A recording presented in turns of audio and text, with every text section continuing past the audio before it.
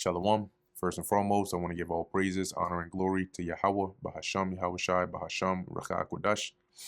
Double honors to the elders and the apostles of Great Millstone, and peace and blessings to the elect. And today we're going to go into the book of Exodus, the 8th chapter. And the Lord Yahweh spake unto Moses, Go unto Pharaoh and say unto him, Thus saith the Lord Yahweh, Let my people go, that they may serve me. And if thou refuse to let them go, behold, I will smite all thy borders with frogs, and the borders meaning your whole land. And the river shall bring forth frogs abundantly, which shall go up and come into thine house, and into thy bedchamber, and upon thy bed, and into the house of thy servants, and upon thy people, and into thine ovens, and into thy kneading troughs. So they're gonna be so many frogs everywhere. They're gonna be inside of your house, in your cooking utensils, on your ovens, your bed, everywhere. And the frogs shall come up both on thee and upon thy people and upon all thy servants. And the Lord spake unto Moses, Say unto Aaron, Stretch forth thine hand with thy rod over the streams, over the rivers, and over the ponds, and cause frogs to come up upon the land of Egypt. And Aaron stretched out his hand over the waters of Egypt, and frogs came up and covered the land of Egypt. Can you imagine how many frogs that is? And frogs, they make a lot of noise too in the night. You'd be surprised. And the magicians did so with their enchantments and brought up frogs upon the land of Egypt. So they were also able to conjure up, frogs to mimic what Aaron did. Then Pharaoh called for Moses and Aaron and said, Entreat the Lord. See, because they could do it, but it didn't take away from how loathsome the plague the Lord had smitten them with was. So Pharaoh calls for that Moses and Aaron. He says, Entreat the Lord, beg the Lord, please, that he may take away the frogs from me and from my people, and I will let the people go, that they may do sacrifice unto the Lord. And Moses said unto Pharaoh, Glory over me, when shall I entreat for thee?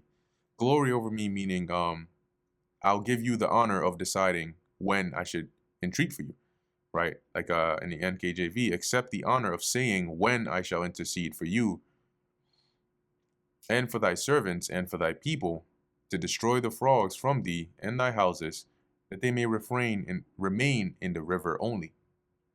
And he said, Tomorrow. And he said, Be it according to thy word, that thou mayest know that there is none like unto the Lord Yahweh our God. And the frogs shall depart from thee, and from thy houses, and from thy servants, and from thy people. They shall remain in the river only.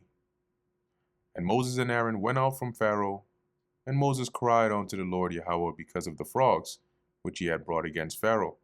So he basically asked the Lord to cause the plague to cease. And the Lord Yahweh did according to the word of Moses, and the frogs died out of the houses, out of the villages, and out of the fields. And they gathered them together upon heaps, and the land stank, because once again they were dead. But when Pharaoh saw that there was respite, which was like relief, he hardened his heart, and hearkened not unto them as the Lord had said.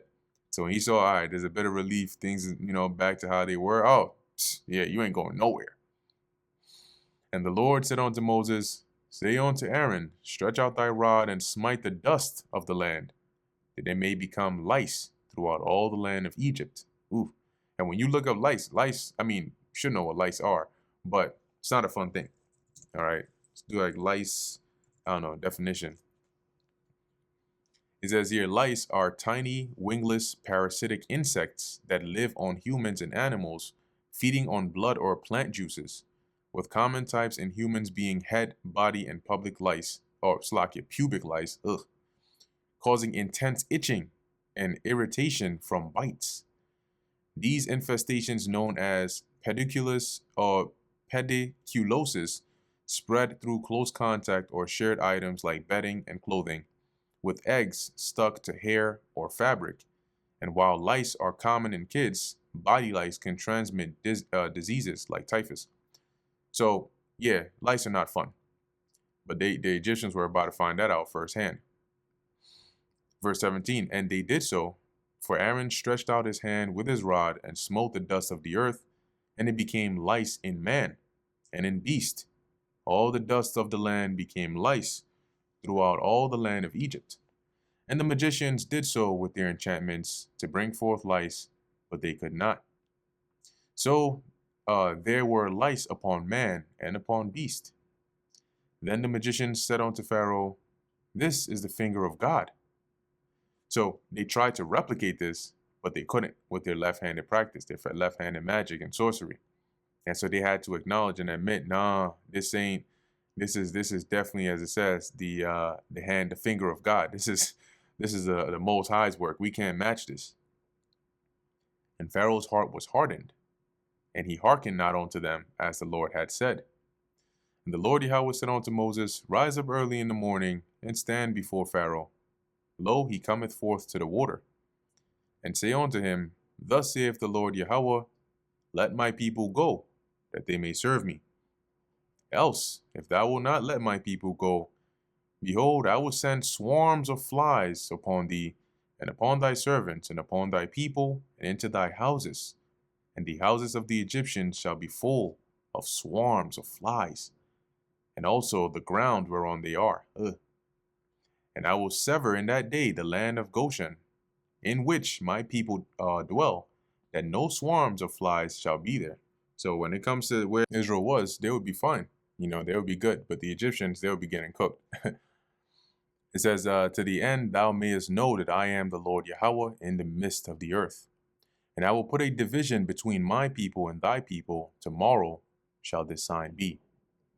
And the Lord did so, and there came a grievous swarm of flies into the house of Pharaoh, and into his servants' houses, and into all the land of Egypt. The land was corrupted by reason of the swarm of flies. So basically, everything went into a ruin, right? As it was completely filled with flies, they couldn't do anything. And Pharaoh called for Moses and for Aaron and said, go ye, sacrifice to your God in the land.